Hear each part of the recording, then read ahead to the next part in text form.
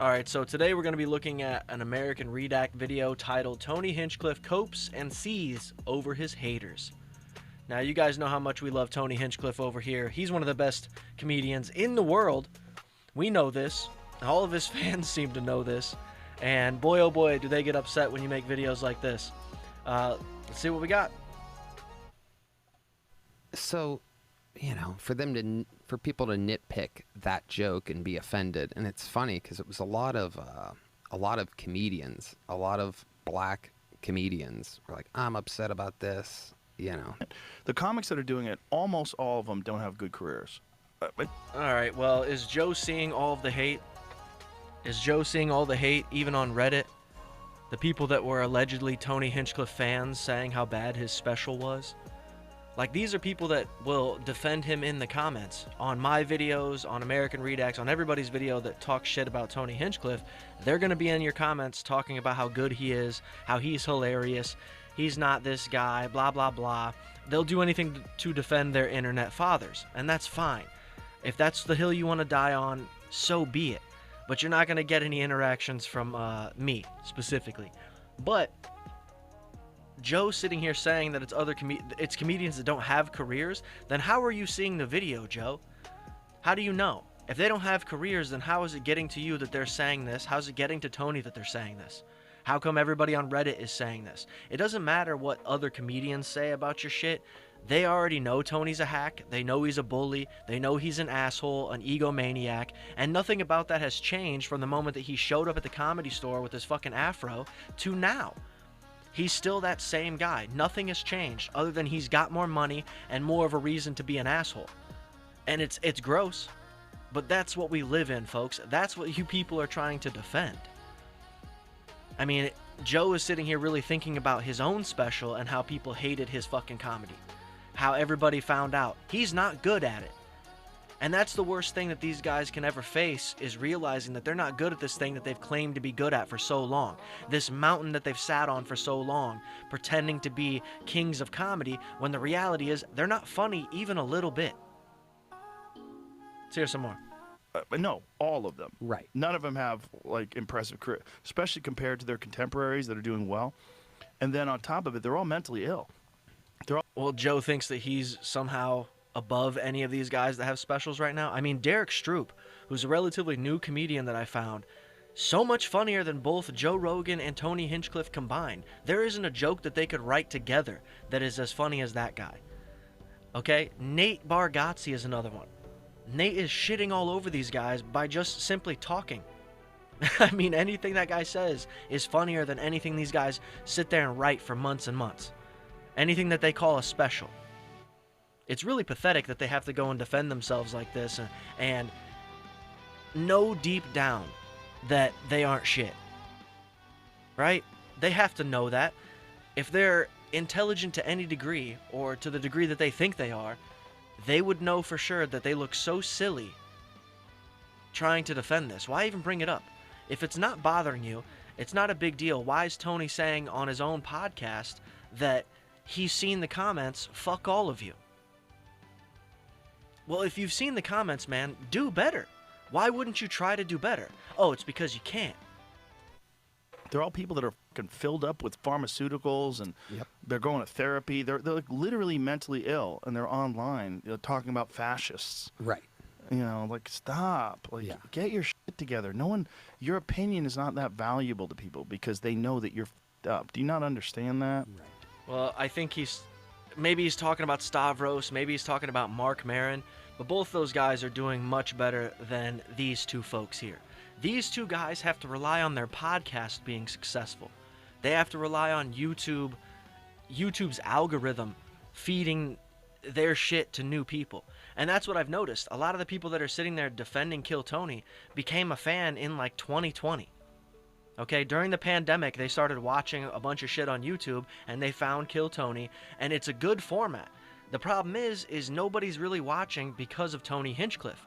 We're watching for the panel. We're watching to see people attempt to do stand-up comedy. Not for Tony Hinchcliffe. His jokes are always the same. They talk about this show being fully improvised, and yet they have a full band, they have regulars, they have golden ticket winners. The only thing that's improvised is whatever comes out of that bucket.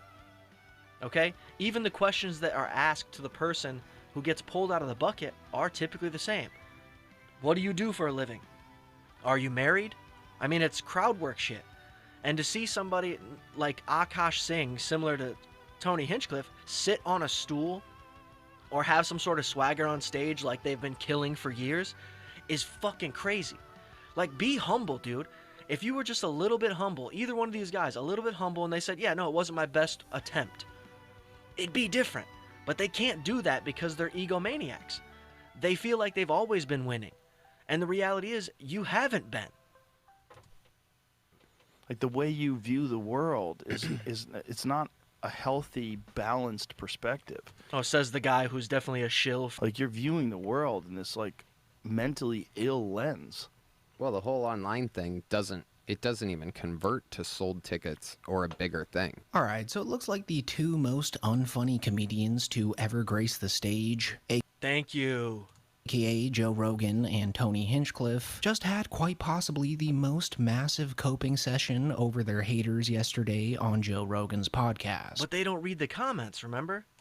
As these two guys spent nearly 3 hours convincing themselves that everyone criticizing them is just jealous, miserable, and too stupid to understand comedy. And the sad thing is that's the same thing they've always done. They've always said that anybody talking shit about them must be jealous. And that's like a 16-year-old girl's way of coping with hate or people saying that you suck, okay? This is very juvenile, infantile type of behavior. What are we doing here? And neither one of them are going to call each other on it because both of them are sitting in the exact same boat attempting to swim, attempting to stay afloat, because it's all coming crashing down. As two guys who claim to not read the comments, you certainly see all of the hate. That's strange. How do you do that if you're not reading any of the comments? Are people, obviously people are probably sending it directly to them, but that means you see it still. While conveniently ignoring just how objectively terrible their official stand-up comedy specials generally Look at that. Just the way that this man is walking on stage as if he's the fucking king shit of this format is pathetic. Because how can you be getting good at doing stand-up when the only time you ever really get to get on stage is before you do a podcast?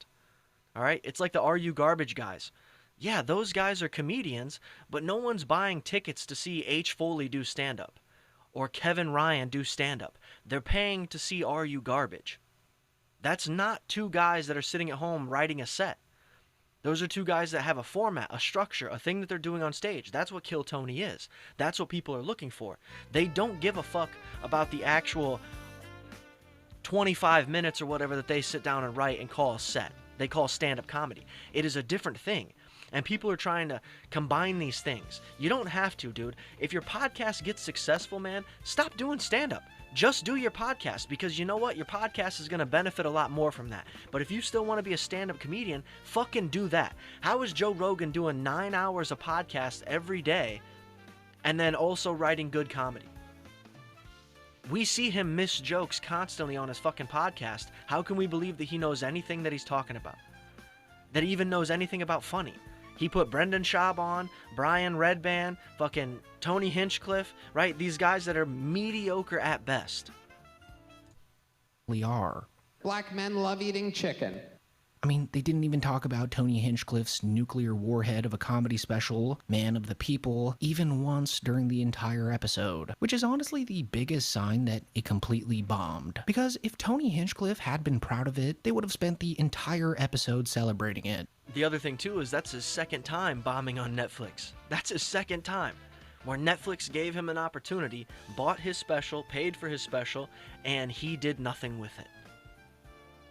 Like most of these guys, I mean, Kevin Hart just did a television show on Netflix where comedians are competing for the opportunity to get a special. And you know what? That special, no matter who won that show, is going to be 10 times better than these two's next special, future specials, past specials, because they fucking suck. They just suck at that job.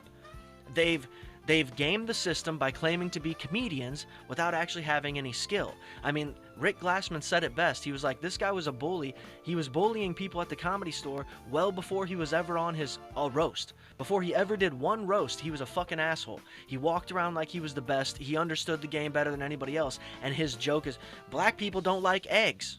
Like, Asian people can't drive. Like, what? I mean, this is fucking third grade shit. And you guys are going to try to convince me in the comments that he's hilarious?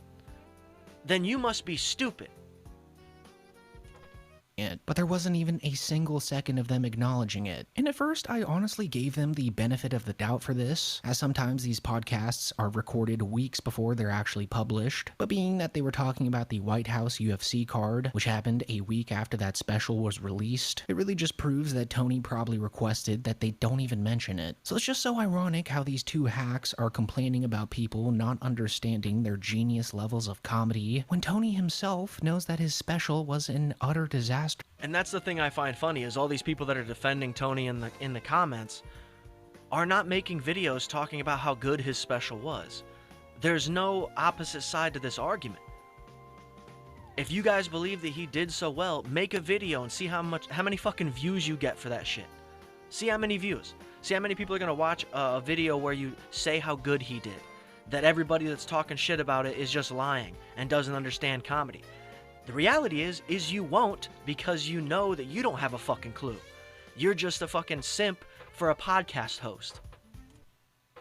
He even mentioned on Kill Tony that he knew There's it bombed. Derek Stroop right there. Seen a few of those reviews this week. By the way, had to make some edits thanks to our friends over at Netflix. And Now hold on, is that Tony saying that it's Netflix's fault that he had to make some edits? He had to make some edits that somehow ruined his joke because Netflix told him to. Hey, bullshit, dude. No fucking way. Yeah, they'll require certain things, but if you're that good, if you're a professional, if you're a fucking killer, a top young rising comedian, why the fuck weren't you able to figure out a way to make it funny still? Because you're not a professional, dude. You lied. Joe Rogan is a host. Tony Hinchcliffe is a host. Be a fucking host, dude. That's fine.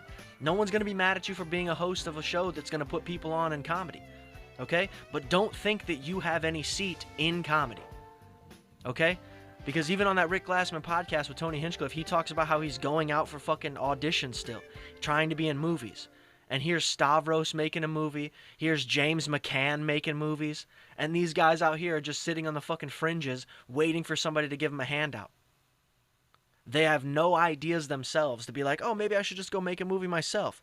Maybe I should do a game show like that stupid-ass Bad Friends attempt, right? They're not doing that because they know that it's going to do nothing for them, and they're only going to embarrass themselves and have to fight through the hate. There's no shame. And there should be shame again. You're grown-ass men. It's okay to fail, but to sit here and pretend like it didn't happen or it's people just being jealous, you're fucking delusional. And gave myself a little joke book after my special release this week. So, all of you, I hate you.